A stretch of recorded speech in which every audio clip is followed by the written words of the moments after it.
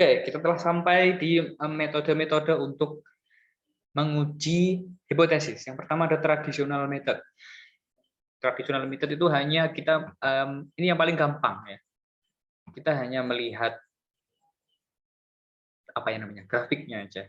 Oke, tidak perlu kayak Z-nya harus kita rubah dari menjadi p-value, itu nggak perlu. Kita cuman hanya mencari letak Z-nya aja. Jadi di soal nanti akan diketahui alfanya. Kalau alfanya sudah diketahui, kita nanti akan menghitung Z hitungnya. Nah, nanti kita lihat apakah Z hitungnya itu jatuh di area reject atau jatuh di area fail to reject. Itu aja. Nah, alfa tadi itu harus kita setkan. Kita cari di tabel Z distribution ya. Nanti kan ketemu angkanya. Kita jadikan dia apa namanya ini? Critical region lah. Batasnya ini critical value ya. Nah, nanti kita lihat apakah Z hitungnya itu jatuh di daerah critical region. Critical region itu area di sini, namanya critical region, ataukah di sini, di area yang a fail to reject. Itu yang pertama.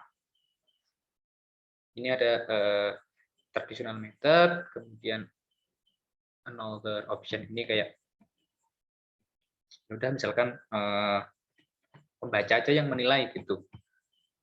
Kalau misalkan probabilitasnya sekian,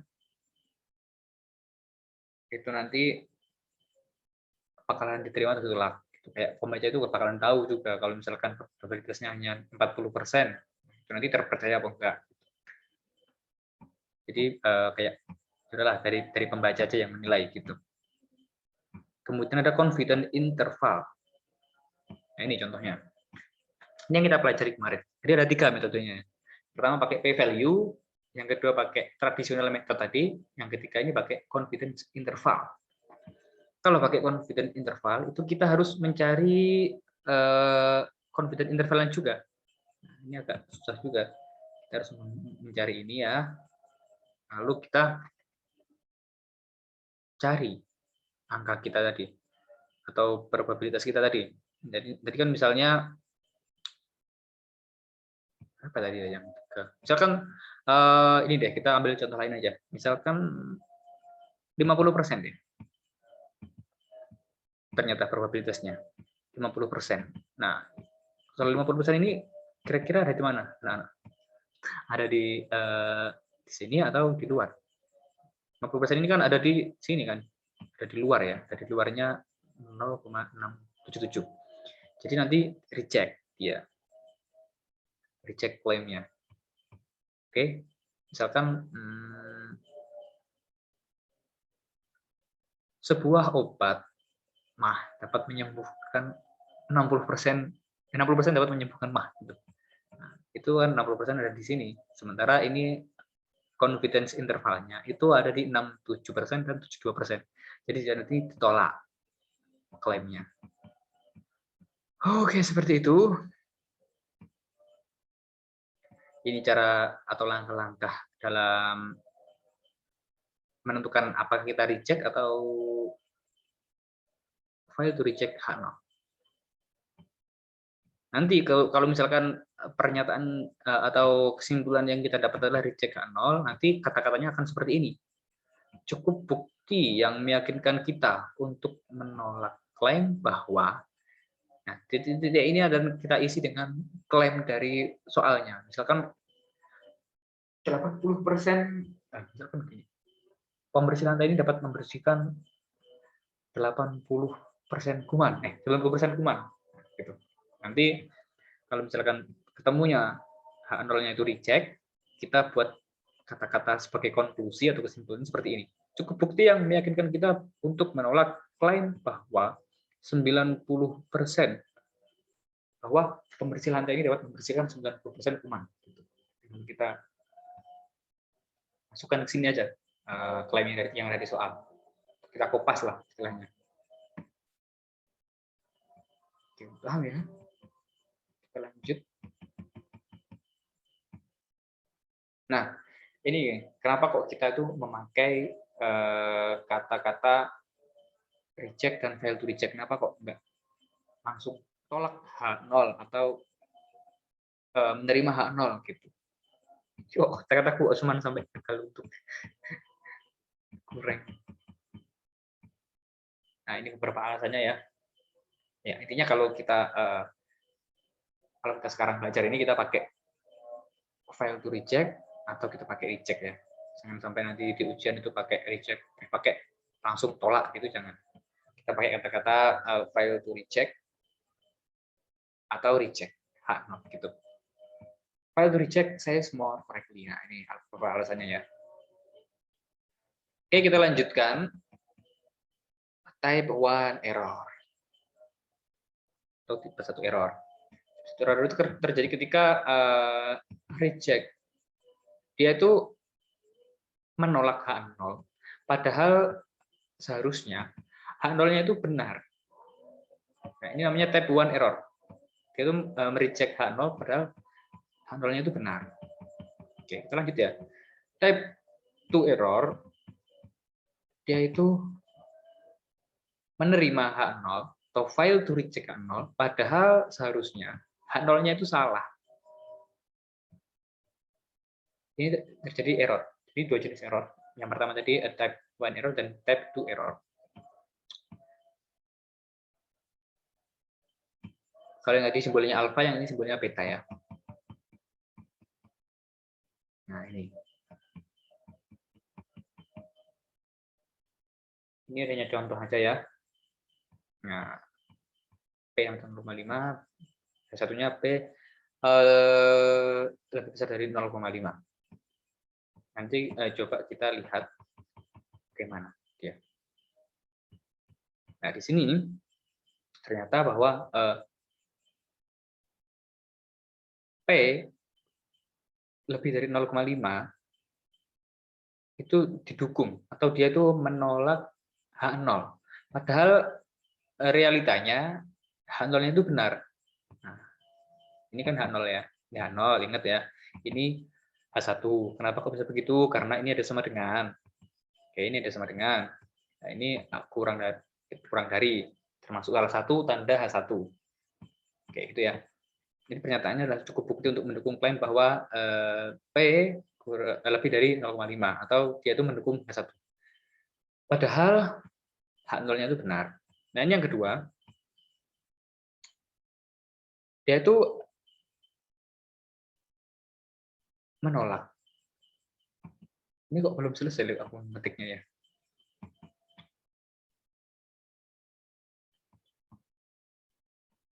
Nah, intinya itu dia itu menerima H0 ya. Dia menerima H0 ya, mohon maaf ya, tadi salah. Menerima H0 padahal H0-nya itu salah harusnya. Yang benar malah H1. Jadi begini ya, guys. Kalau misalkan H0 kita tolak, maka kita itu menerima H1. Gitulah kata-katanya ya. Atau apa ya namanya? Tersiratnya. Kayak puisi gitu jadinya. Oke. Pahamlah ya, ini cuma error-error aja. Paling muncul di soal ABC. Oke, kemudian controlling type 1 and type 2. Caranya gimana untuk mengurangi error tadi? Caranya adalah dengan menambah ukuran sampelnya. Sampelnya ditambah aja. Nah, ini kayaknya juga muncul di soal ABC. Kok aku soto ini? Oke. Nah, ini cuma langkah-langkah ya untuk mencari p-value, tadi sudah aku jelaskan. Ini langkah-langkah untuk menguji hipotesis dengan tradisional method, tadi juga sudah saya jelaskan. Mungkin perlu aku simpulkan lagi ya. Enggak sih, nanti di bawah ada kok. Nanti sekalian di bawah aja. Oke. Ini confidence level atau significant level, angka-angkanya lah, angka-angkanya yang harus dihafalkan lah ya. Nih. Kalau 0,01 itu berapa setnya, terus 0,5 itu berapa setnya, terus 0,10 itu nanti berapa setnya. Tuh. Angkanya yang sering muncul ya itu aja, 0,1, 0,05, dan 0,10. Kalau misalkan di materi pertemuan sebelumnya, itu yang sering muncul ya 99, 95, 90. Untuk probabilitas. Nah, ini kita masih berada di probabilitas ya. Belum kita belajar yang min, dan belum juga kita belajar yang standar deviasi. Nanti akan ada di pertemuan 7. Kemudian ini peringatan bahwasanya keputusan berdasarkan confidence interval itu berbeda dengan uji hipotesis. Ya, jelas beda lah ya. Karena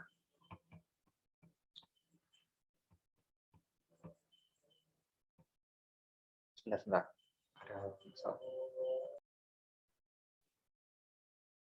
Oke. Nah, ini keputusan confidence interval itu kenapa kok berbeda dengan uji hipotesis? Ya, karena uji hipotesis itu karena uji hipotesis itu kan merupakan klaim dari seseorang ya. Klaim dari seseorang atau lembaga atau apalah itu sambungannya atau something. Nah, CI itu adalah penguji kita. Jadi tergantung nanti hipotesisnya seperti apa gitu. Kalau misalkan dia itu mengklaim bahwa 90% pemeriksaan tadi dapat memberikan hukuman. Kemudian range dari confidence interval kita itu sekitar 60 sampai 70. Jelek banget. Kayak siapa ini? Oke. 70% ya. Maka hipotesisnya tadi di reject gitu.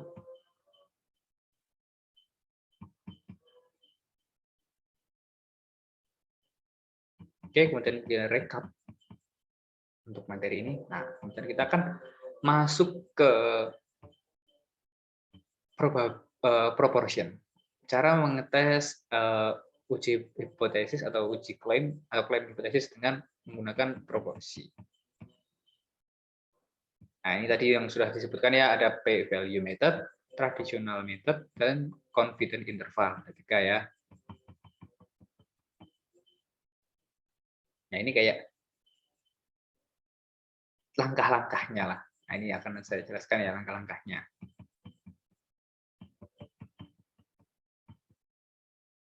Kita masuk ke notasinya dulu. N-nya sudah percobaan atau sampelnya. Kemudian P atau P ini adalah sampel proportion. Jumlah kejadian terjadi per sampel. Kemudian P adalah population proportion.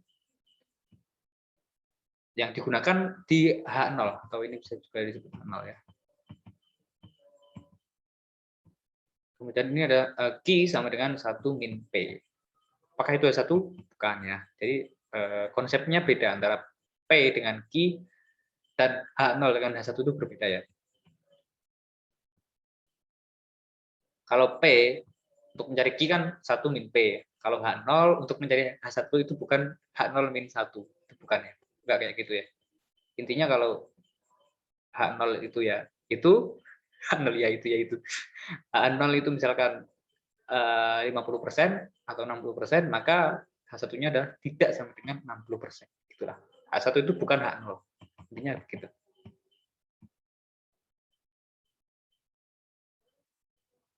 Ini syarat-syaratnya ya. Sampelnya itu dari simple random sampling, kemudian binomial distribution, terus N kali P-nya, dan juga N kali Q-nya itu harus lebih dari 5. Ini masih sama ya, kayak yang pertemuan kemarin ya, syarat-syaratnya. Dan harus keduanya ya, ingat. Oke.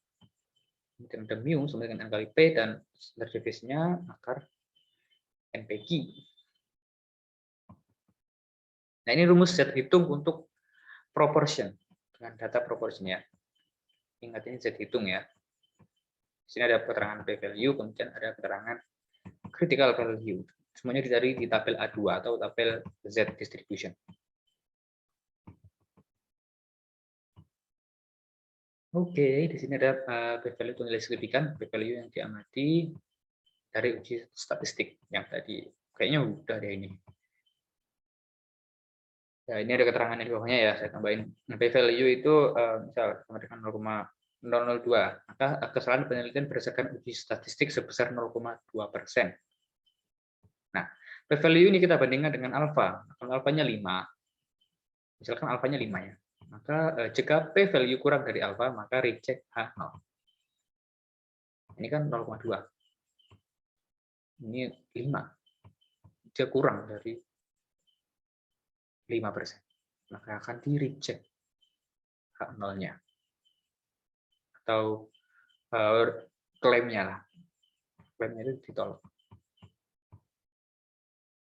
P-value method.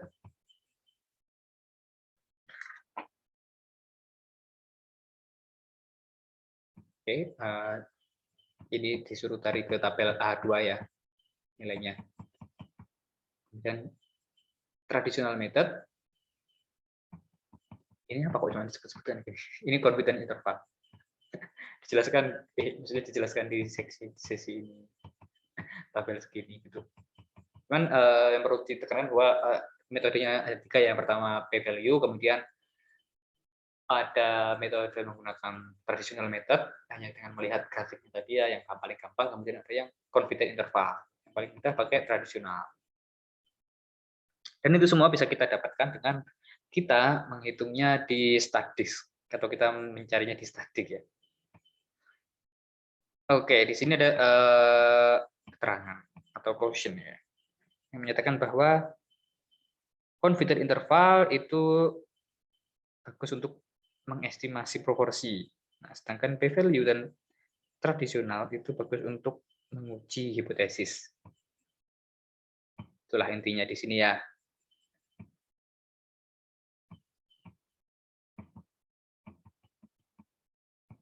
Gimana next-nya? Ini datanya tidak sama dengan ya, tidak berbeda dari 50. Berarti ini H0, no different kan? H0 sama dengan 50. Oke. Nah, di atas ini studi, itu 57-nya dari 141. 57 ini X, 104-nya ini sampel, gitu kan. Kemudian di sini ada keterangan signifikan levelnya 0,05. Kalau alfa 0,05, maka Z-nya adalah berapa, anak-anak? Iya, 1,645. Pinter. Nah, oke, lanjut ya. Nah, ini masuk ke step-stepnya. Ini adalah step-step untuk mengerjakan atau untuk menguji sebuah hipotesis. Yang pertama, kita lihat tuh, klaimnya itu seperti apa di soal. Nah, kalau di soal ini tadi kan klaimnya dia itu tidak berbeda dari 50% atau sama dengan 50%. Maka H0 di sini ketemu. H0-nya sama dengan 0,5. Kemudian lawannya sebagai satunya, tentunya dia tidak sama dengan 50%. Oke, masih mudah ya. H1 kebalikannya H0. Ini kok loaded. Oke. Kemudian kita lihat satunya ya. Kalau dia tidak sama dengan, berarti kan nanti akan ada 2 ekor tuh. Maksudnya 2 lokasi ya. Nah, 2 ekor tuh maksudnya di sini dan di sini ya. Oke. Lanjut ke bawah. Nah, ini ada signifikan level. Signifikan levelnya 0,05 enggak sih, 0,50 ya. 0,05 ini harusnya. Nah, kemudian kita kalau sudah ketemu signifikan levelnya, nanti kita cari di tabel Z, atau kita sudah hafalkan ya tadi kan, yang kita 1,645 tadi ya. Nah, ketemu kan critical value-nya 1,645 atau Z-nya. Kemudian setelah kita tahu nilai dari Z atau critical value-nya, kita hitung P atau P atau sampel proportion-nya dengan cara X per N. X-nya tadi 57, ini ya. X-nya 57, N-nya 104. Oke. Nah, yang step ke-6, kita mencarinya dengan rumus, mencari Z hitung dengan rumus. Nanti ketemu 0,98. Nah, nilai 0,98 ini itu nanti harus dikalikan 2 kalau misalkan sudah di p-value kan ya. Jadi ini nilai Z ya. Jadi perlu di p-value kan kalau kita menggunakan cara p-value. Ini nih. Kalau misalkan kita pakai p-value ya nanti tadi kan ketemu tuh areanya 0,8365.